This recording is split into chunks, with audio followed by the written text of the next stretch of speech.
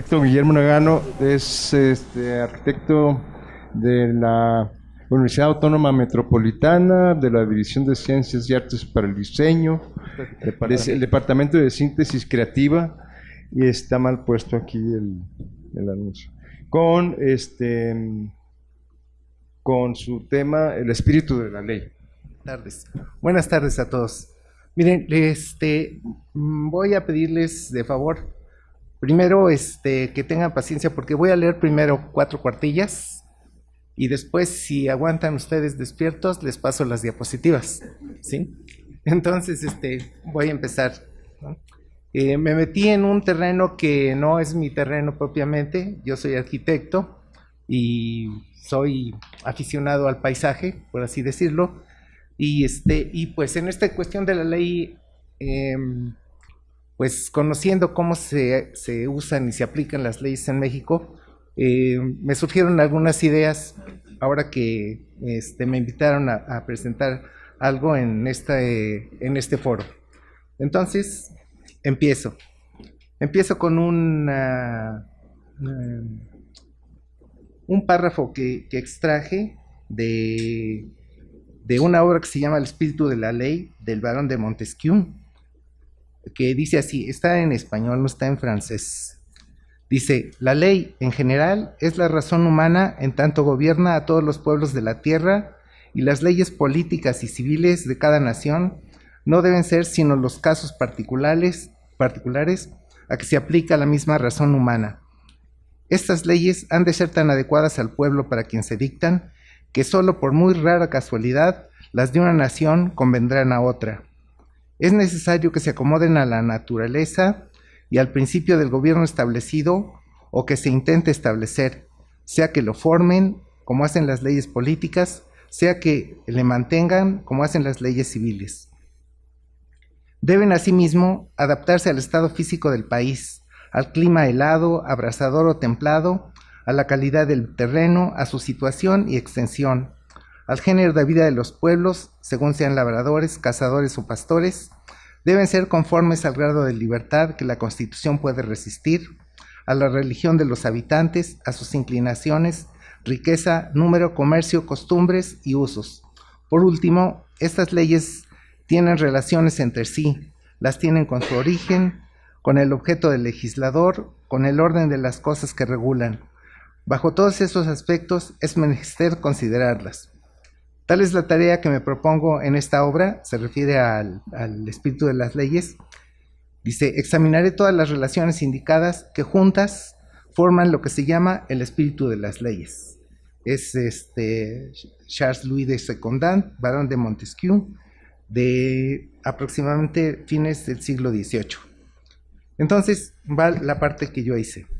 Dice: introducción. Sumándose los fenómenos telúricos y climatológicos que cambian el paisaje del planeta, las acciones humanas contribuyen de manera cada vez más agresiva a dicho cambio, a veces lentamente y otras de manera instantánea, a veces de forma global y otras localmente, en ocasiones por ignorancia, otras por maldad o por negocio o por una combinación de las mismas. Sin embargo, es la naturaleza la que decide los cambios más radicales. Proponer una ley del paisaje para la República Mexicana es una tarea de dimensiones inconmensurables, pero también indispensable.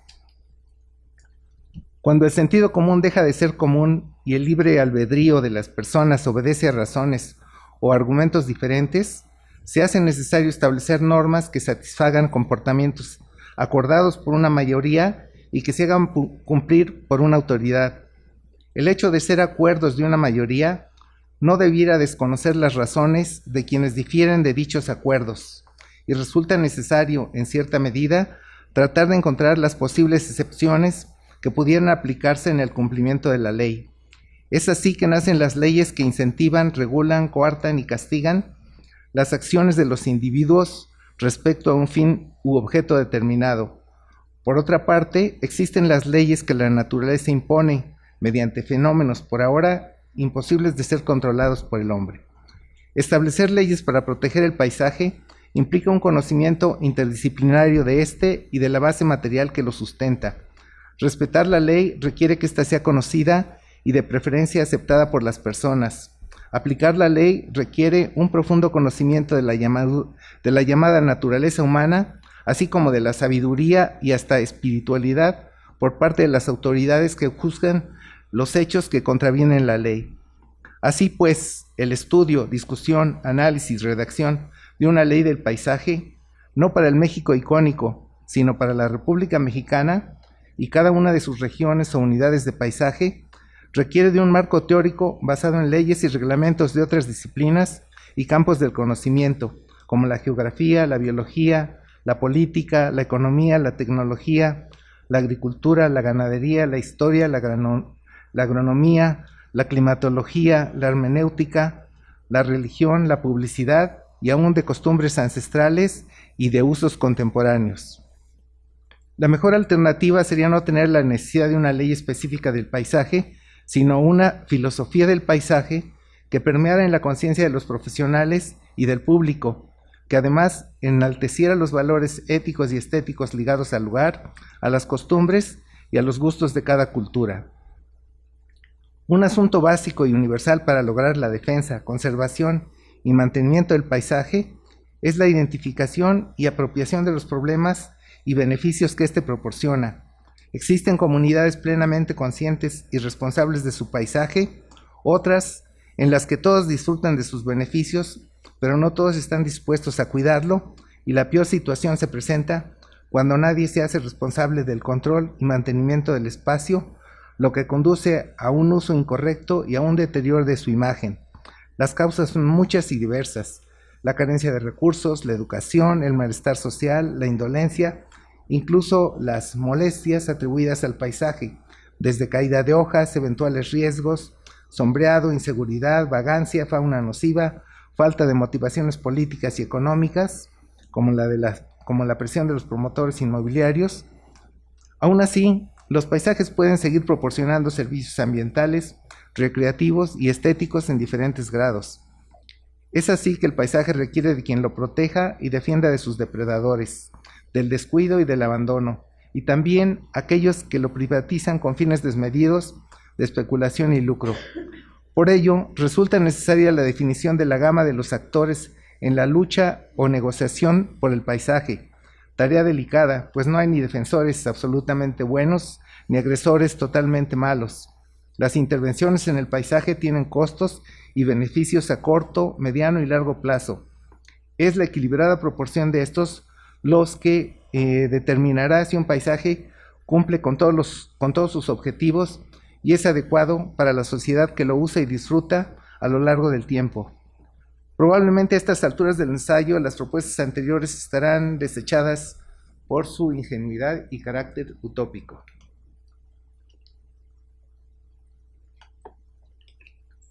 Por ello, propongo las siguientes ideas que pretenden ser realistas y prácticas. El ya de por sí riquísimo paisaje del territorio nacional es de una complejidad excepcional, árido en el norte, selvático en el sur, cruzado por cadenas montañosas en el centro, rico en costas y salpicado por todo tipo de asentamientos humanos que crecen en forma por demás caótica, a lo que se suman los frecuentes fenómenos meteorológicos y telúricos que modifican el paisaje más allá de cualquier previsión. Con una población que se asienta por necesidad y por ignorancia en cañadas y otras zonas de riesgo, mientras el negocio inmobiliario y la industria extractiva se apoderan de los territorios más redituables económicamente, así como la ganadería y la agricultura contribuyen desforestando bosques y selvas, aún así el turismo aprovecha playas, montañas y patrimonio arqueológico, usufructuándolos y formando parte de un andamiaje inmobiliario que lo mismo aporta recursos que destruye sitios. Por ello, resulta evidente la necesidad y urgencia de poner una regulación que, junto con otras acciones, pudiera dar contención a la destrucción del paisaje. Son varios los intentos internacionales y nacionales de imponer regulaciones que protejan el paisaje, con alguna victoria pírrica y triunfos mediáticos que por lo menos contribuyen a la difusión de la importancia del paisaje. Ante tal panorama, resulta interesante recopilar los intentos que se han hecho en México para proteger el paisaje, generalmente de manera indirecta. Bueno, no voy a leer todos. Dice: en México existen diversos organismos como la Comisión Nacional de Áreas Naturales Protegidas, la Semarnat, la CONAP y todas las que ya se han mencionado a nivel nacional y a nivel internacional. Dice, como muestras se tienen inventariadas 41 reservas de la biosfera, 66 parques naturales, 5 monumentos naturales, 8 áreas de protección de recursos naturales y 39 áreas de protección de flora y fauna, además de diversos tipos de áreas protegidas de carácter estatal y federal, solo por contar con los elementos físicos, pues además existen paisajes culturales, áreas patrimoniales, sitios arqueológicos, costas, humedales de importancia internacional, Ramsar y hasta pueblos mágicos. Es claro que el estudio del paisaje puede aportar una visión holística de este complejo conjunto de recursos y problemas, que de ser compartida y sus razones escuchadas, podría por lo menos paliar la destrucción del paisaje y proponer soluciones que prevengan su destrucción. Una tarea pendiente que me propongo es iniciar la recopilación de algunos intentos de proteger el paisaje que pudieran contribuir al inicio de la enorme tarea no solo de elaborar una ley, sino de lograr que se aplique.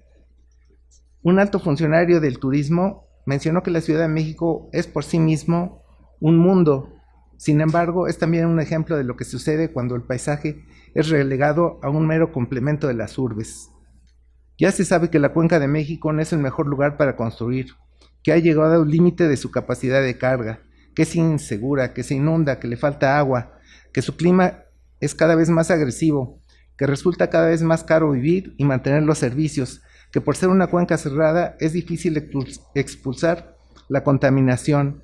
Entonces, yo veo aquí, es la oportunidad de achicarla como se hizo en el año de 1985 a raíz del otro terremoto. Tal vez la casualidad tenga un contenido mágico que nos da la oportunidad de escuchar a la naturaleza. El hecho de que el reciente sismo haya coincidido con la misma fecha que la anterior es una invitación a la reflexión, para que retomando la tradición nómada de los mexicas, sea tiempo de escuchar esta señal para que las nuevas construcciones se hagan en sitios menos vulnerables, que la población se desplace a otras ciudades, provocando la creación de fuentes de empleo, dando la oportunidad de recuperar la agricultura, suspender inversiones inmobiliarias disfrazadas, como la construcción del nuevo aeropuerto. En pocas palabras, que se planee el destino y vocación del país de norte a sur y oriente a poniente, considerando la situación del mundo entero, para dar a la Ciudad de México la oportunidad de lo que puede y debe ser, convertirse en una ciudad autosuficiente y de dimensiones equilibradas, que conserve su riqueza cultural y patrimonial, permitiendo que el lago sobre el que yace aflore nuevamente para recobrar el paisaje lacustre que nunca debió perderse. El espíritu de la ley del paisaje es, para el autor de este artículo y para fines de interpretación y aplicación de las leyes, aquella razón que basándose en las circunstancias y antecedentes del caso, es capaz de promover y remediar una situación del presente con una visión hacia el futuro. La reparación de los daños y la prevención de eventos nefastos futuros debiera ser el objetivo principal de las leyes y solo excepcionalmente la aplicación de sanciones y castigos.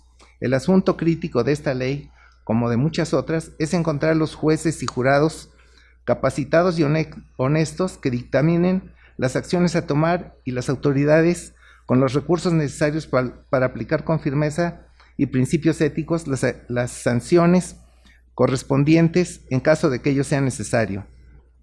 Bueno, y a manera de conclusión, el entorno natural nos da la oportunidad de proyectarlo en nuestra mente. El estado del paisaje construye el paisaje de la mente, un paisaje ordenado y en paz, pacífica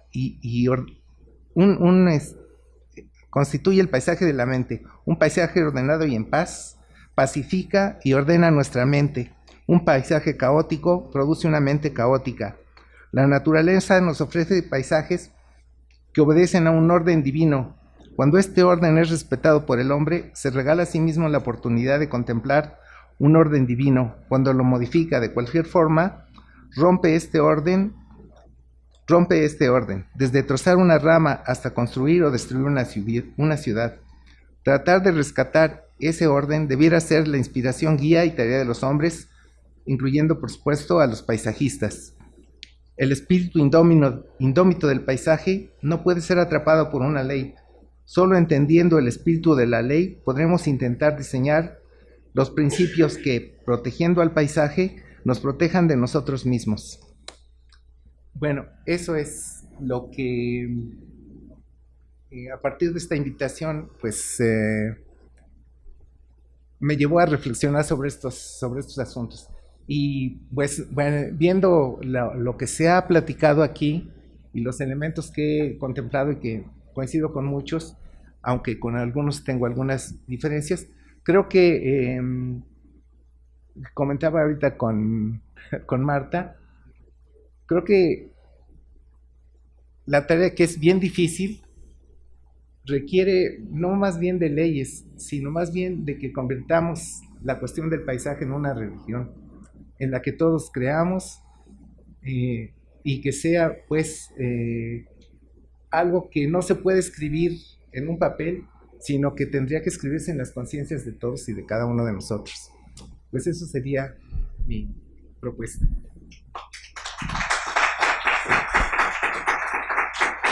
Y ahora sí, les paso rápidamente las diapositivas, porque se portaron bien. Este es el espíritu de la ley, ese es Montesquieu, pero también él estaba preocupado por todas estas cosas, pero yo siento que en México también hay antecedentes. Entonces, Nezahualcóyotl, que ya se mencionó, en lugar de estar elaborando todas estas cuestiones, bueno, que implican tantos conocimientos, creo que de alguna forma los antiguos habitantes de la ciudad los tenían, él hacía poesía, que me parece más efectivo, tal vez, en esa época, que hacer leyes. Y él decía, columnas de turquesa se hicieron aquí, en el inmenso lago, se hicieron columnas. Es el Dios que sustenta la ciudad y lleva en sus brazos al agua, en la inmensa laguna. Para nuestros amigos que vienen de fuera, esta es una imagen de Xochimilco, con los ahuejotes, que son los árboles característicos del lugar. Entonces, bueno, estas son algunas imágenes, una reproducción de lo que debió haber sido la antigua capital azteca, y con las características que, de acuerdo con el códice de Azcatitlán, se daban en los alrededores donde la gente vivía, pues prácticamente vinculada a la laguna, su alimento, su pesca, su recreación, etc. Sí, bueno, entonces el códice Azcatitlán es el que nos menciona que si el agua es clara se apetece y que si es oscura se aborrece. Otro de los ejemplos de lo que tenemos es algunos de los lugares que tenemos con las características que ahora se han denominado pueblos mágicos. Este es, me parece que no es El Oro, pero es un lugar que está muy cercano, que es que todavía compartía algunas de las artesanías que podemos disfrutar y que tiene unas características de vida muy diferentes a las que tenemos en la capital.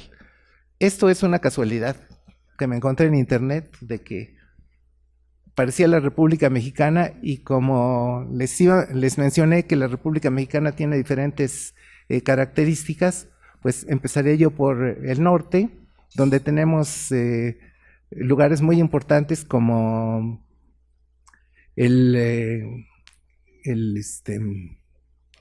Barrancas del Cobre, sí. Después algunos de cañadas que tenemos, algunos pueblos que se asientan en valles, tenemos también ríos, algunos, no es de temporada, por eso tenía poca agua, tenemos playas, este es Cabo San Lucas, tenemos el Caribe con sus características excepcionales, tenemos también pues lo que complementa el turismo de playa, que son la hotelería de playa.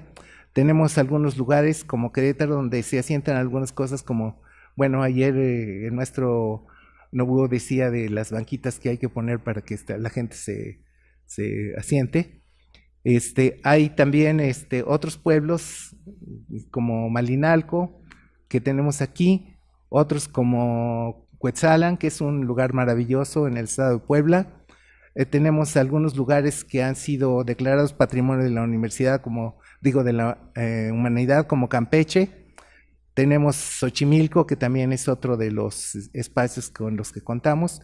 Y tenemos algunas intervenciones ya contemporáneas del paisaje, como es el Parque Ecológico de Xochimilco. Pero una de las cosas que yo encuentro que pues, nos da unidad y nos da diferencias y al mismo tiempo es como lo que mueve la razón de ser el paisaje es la gente. Entonces aquí tenemos una calle de Puebla, tenemos nuestra capital que como ven están llena de gente y hay también algunos otros lugares como esto, me parece que es Gibraltar, esto es Dubrovnik, esto es Canadá, esto es me parece que Oslo. Y bueno, pues las cosas que ahora están haciendo, que se están haciendo, creo que sin tomar mucho en cuenta a los arquitectos paisajistas. Bueno, la fiebre de construcción sigue adelante, ahora ha tenido que detenerse, pero pues hay algunas cosas que este edificio, por ejemplo, sustituyó a otro edificio. Este edificio acaba de ser inaugurado, es un lugar que se llamaba el Cine Manacar, bueno, el edificio Manacar, que ahora es nuevo, y hay algunas cosas que han generado algunos conflictos, como por ejemplo esto que es el espacio escultórico, que está en Ciudad Universitaria, al que le han colocado un edificio que ha provocado muchísimos conflictos porque pues ha cambiado la percepción de ese espacio que era extraordinario o que es extraordinario. Y también pues otros problemas, tenemos el problema del agua que, por ejemplo, aún tenemos manantiales que surten de agua a la ciudad, pero que desafortunadamente, pues como ustedes pueden ver, se van a la alcantarilla. Y algunos casos muy cercanos a la universidad, que aquí tenemos un camino que hace 10 o 15 años, era un camino que estaba bordeado de eucaliptos y otras especies, pero que pues por estas cuestiones que se disfrazan de actividades ecológicas, se le pidió a la delegación de Coyoacán que hiciera una poda selectiva de carácter sanitario a esta vegetación porque había una plaga de muérdago. Sin embargo, la delegación optó por hacer una negociación con un aserradero y pues el resultado fue lo que quedó. Esto está atrás de la universidad. Bueno, pues eso sería de mi parte todo. Muchísimas gracias.